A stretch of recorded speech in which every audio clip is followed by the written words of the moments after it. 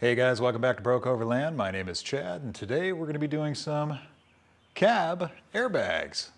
So let's dig out the bags and let's get started.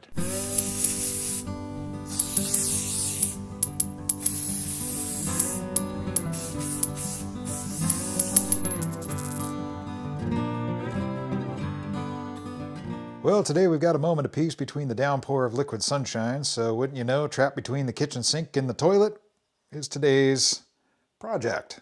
So we're going to go ahead and try and put some cab airbags on today. So stick around, let's see what kind of trouble we can get into. So this is the sound I get.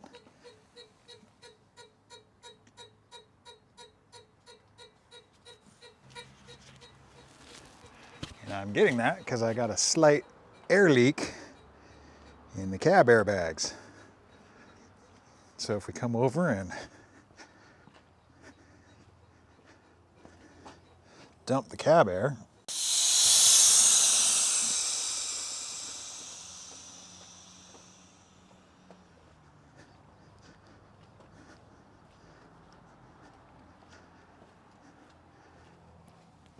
it goes away. So let's swap out those cab airbags.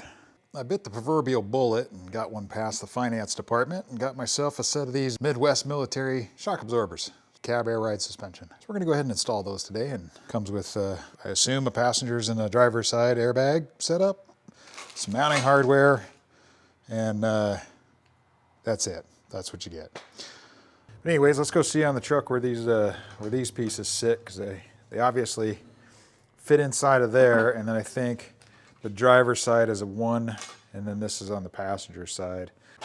Yeah, because here's the driver's side, and we got one single airline back there, and then over on the passenger side, looks like we got two airlines coming out of that cylinder. So yeah, cool. Let's tear these things apart, get this stuff moving.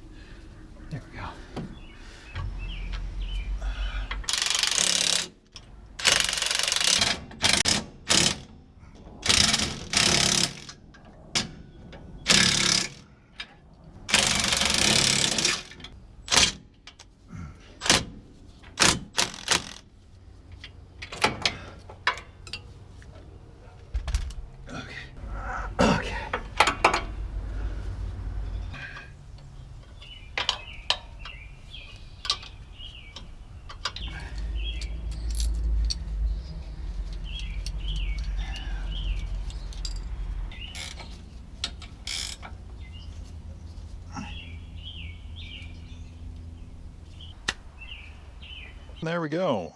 Got ourselves a set of airbags pushed in there. All right.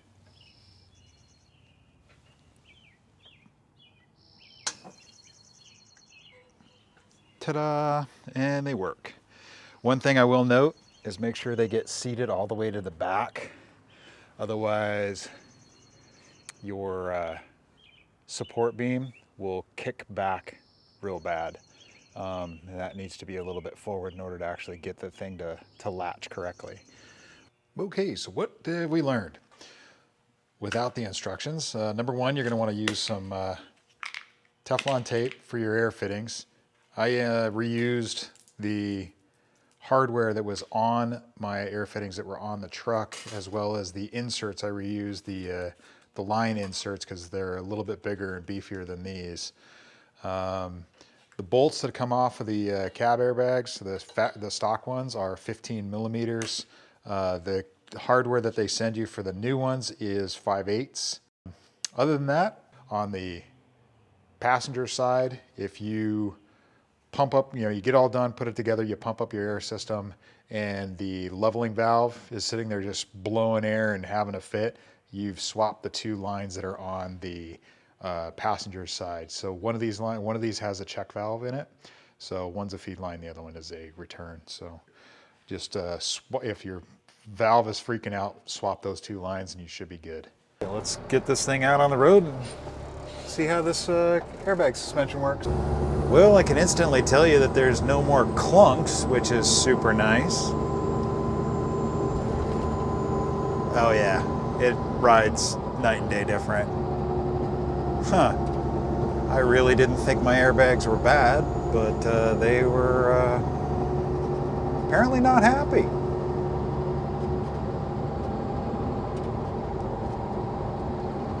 Wow, that thing really, those clunks really were noticeable. Wow. Super nice having this cruise control. There we go. There's usually normally a big clunk right there. Yep, no clunks. Well, and there we go. We got ourselves a working cab system. So, hope you enjoyed this video. If you liked it, give it a thumbs up. If you're new here, I'd love to have you as a subscriber. And we'll catch you in the next one.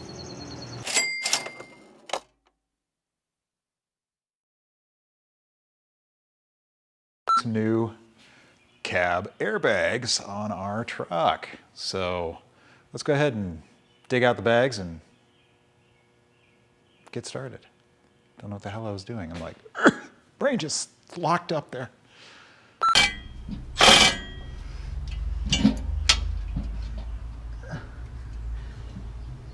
Sorry. Huh. That's the first time I've gotten through that intersection and no one's tried to kill me. Thanks for watching. Hope you enjoyed this video. And if you like it, go ahead and give it a thumbs up. If you're new here, I'd love to have you as a subscriber. No fair. Of course, a Harley has to drive back right now. Damn it.